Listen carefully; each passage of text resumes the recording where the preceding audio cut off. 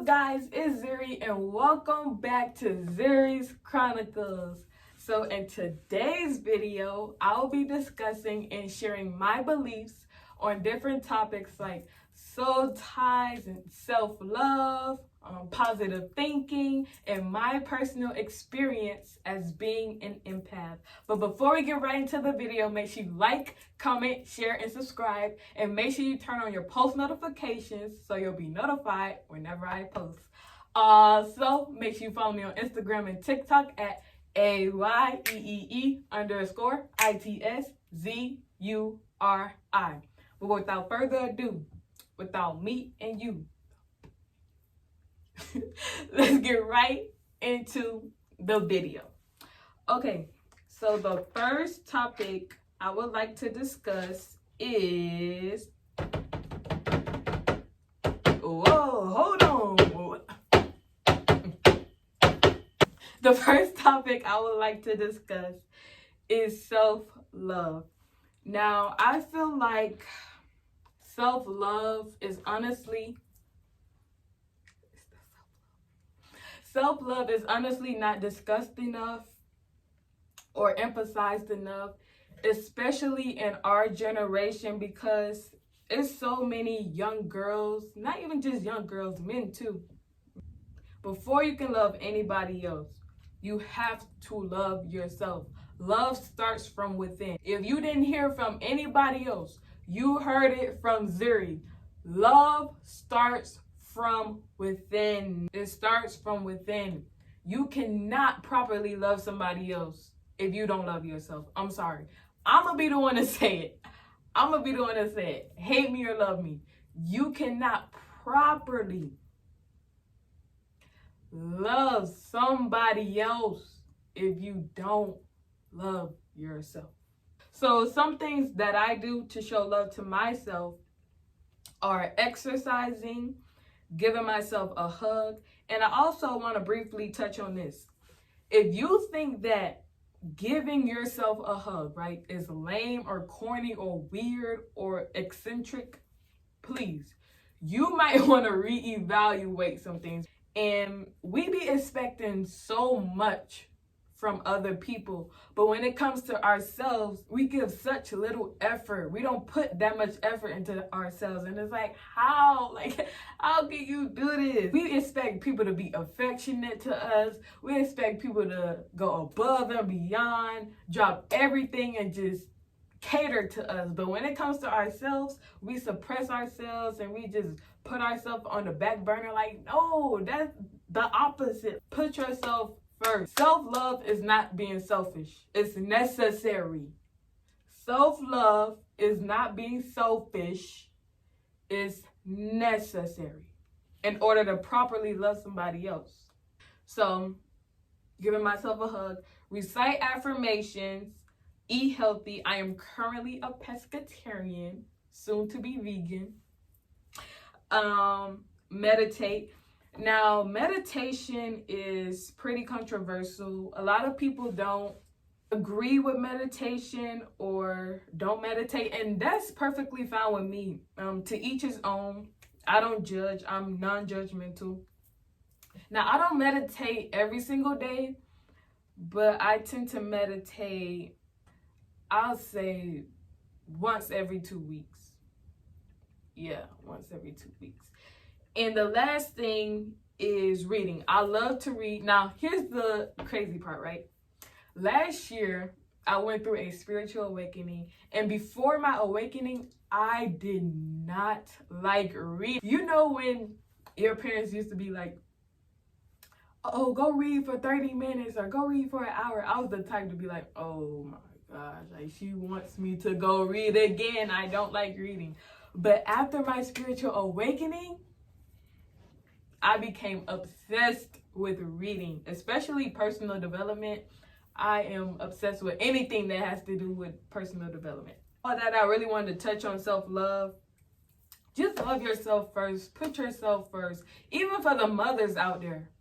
You know, I'm not a mother. But I do see mothers, you know, putting their child first and Honestly, it is a mother's instance.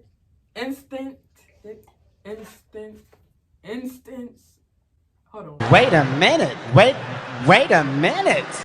Y'all know what I'm trying to say. It is natural for a mother to tend to their child more than themselves, but I honestly feel like, going back to what I said earlier, you can't properly love somebody else, even for the mothers and the parents out there, if you don't properly love your... My dog is just... Okay. Listen, I apologize if this video is all over the place. Just please continue watching. No, all jokes aside, this might inspire somebody or motivate somebody or just change somebody's perspective on certain things. So, what I was saying, for the mothers, yeah, I know it's in your nature to tend to the child more or love on the child more than yourself, but in order to properly love the child, you have to properly love yourself in order to give the proper love to the child.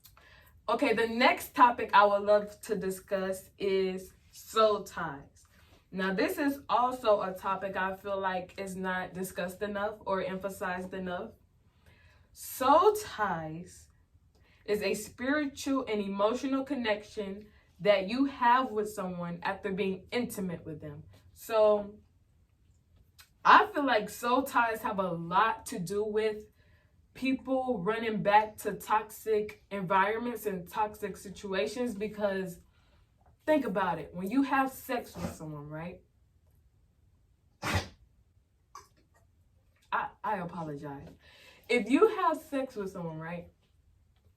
That is an emotional exchange, emotional connection. So you feel all the emotions of that person, and you feel the emotions and the energy of the person that you're having sex with and everybody that that person had sex with prior to you. Okay, there we go. There we go. There we go. There we go. I hope y'all got what I was trying to say, because I was struggling right there. But yeah, that's why I feel like it's important to save yourself too, as long as you can. Save yourself as long as you can. Please don't be in a rush to get into a relationship because you're lonely or you're trying to live up to society's expectations. Please, for the younger generation, please. Like, just do what is best for you, not for somebody else, because this is your life. At the end of the day, they're going to have their own issues and you still have to live your life. Do what makes you happy, please. Do me a favor and do yourself a favor. Do what makes you happy. Do what makes you happy. For example, most people lose their virginity around this age. So anybody that wants to have sex with me, I'm going to submit to them. Like, no. That's not self-love. That right there, that is the opposite of self-love. Like, it's very low vibration. Very low vibration. Or people start dating around this age, so I'm going to start dating. Like, no ma'am, don't do that. Like, please, just please don't do that. Figure yourself out before you get into a relationship. Start questioning yourself. Like, date yourself before you get into a relationship with somebody else. Figure yourself out. How can you get into a relationship with somebody else, and you don't even know who you are as a person? You don't even know who you are. You don't know your purpose. You don't know who you are. You don't know nothing about yourself, but you desperate to get into a relationship with somebody else. Like, no. Snap out of it. If this resonates with you, please, I'm not judging you, but please just reevaluate your life. Start questioning yourself. What are my triggers? Why am I so passionate about this? Why am I the jealous type? What are some things that I can improve on as a person? Ask yourself these questions. When you spend time alone and you start connecting with yourself and you properly love yourself and you learn a lot about yourself, it's easier to manifest that right person for you. And know your worth. Know your worth. If you like to cook, cook. If you like to clean, clean. That's what makes you happy. So, okay. And the last thing that I would love to discuss, I hope I don't start crying. Oh my gosh. Is my experience as being an empath. So if you don't know, now you know. I am an empath. Comment down below if you are also an empath. If you don't know what an empath is someone who is highly aware of the energy and emotions around them. Okay, so I'm gonna look in this book because I wrote a lot down in my notes because I figured this video was gonna be all over the place, and it still ended up being all over the place, and I apologize, but I just honestly felt like this video would inspire a lot of people to shift their mindset and change their perspective on certain things. So these are the symptoms or signs of an empath. An empath feel the emotions of others, struggle with boundaries. So that's why I say this video is a non-judgmental video. I just hope to help somebody out there, you know. Want to help others but don't know how to turn off my abilities. I just said that. Highly sensitive, natural helper, being caring and compassionate comes natural to me. Isolate myself a lot, drawn to nature. I love being outside. Every time I step outside, it's just like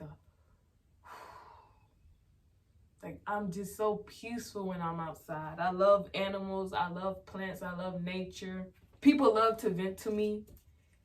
Like random people. When I say random people will just come up to me and start telling me about their problems, and I'm just like, whoa, like I didn't even ask you and you just volunteered to share everything with me. I'm honestly grateful that people feel comfortable talking to me about their issues or their problems, but it does get overwhelming at times. Empaths don't like conflict. I'm not a confrontational person at all. I don't like conflict. I don't like action movies because of the violence I don't like it. Empaths tend to not fit in with the crowd. I don't fit in. At school, I literally stay to myself. I don't talk to anybody at school unless it's about work or we're doing a group project or something like that. Other than that, I don't talk to anybody at school. I don't have friends. I have a lot of associates, but I don't have friends. Like, I don't have friends. My cousins are my friends, though. If you my cousin and you watching this, I love you. I love you. But no, all jokes aside, my cousins are my friends, and I love y'all to life. But yeah, like I said, being an empath is overwhelming because it's like you feel everything. You feel everything. Empaths also don't like being in crowds. I don't like being in a crowded place where there's a lot of people because I can literally feel the emotion of practically everybody that's in my circle. So, but I feel like once I learned how to set boundaries and, you know, just balance it all out, that's the main thing, setting boundaries. Because being an empath is not all negative and overwhelming. You know, I do like the fact that people love coming to me and people feel comfortable being around me and my energy, except for when they try to steal my energy. That's a no-no. Protect your energy at all costs. I don't do that draining my energy, like, no. So I just feel like once I set boundaries, then I'll be fine. But I just wanted to share some of the things that, I go through as being an empath. And if you are an empath, please comment down below and share some things that you go through on a day-to-day basis. But that's just some of the things that I go through. Feeling the emotions of others, being overly sensitive, having to isolate myself a lot. Solitude is very important to me. I have to find time to be by myself. That's mandatory. I hope this video helps somebody. Comment down below if you are an empath and share some of the things that you experience as being an empath. But if you like this video, give this video a thumbs up and make sure you subscribe. Make sure you tell a friend to tell a friend to tell a friend, tell them again. See you guys in the next video. And comment down below if you want more videos like this, more sit down videos, and I'll do more sit down videos. Hopefully the next sit down video is more organized, but I just pray, I really do, I pray that this helps somebody in some way, shape, or form. But bye guys, see you next time.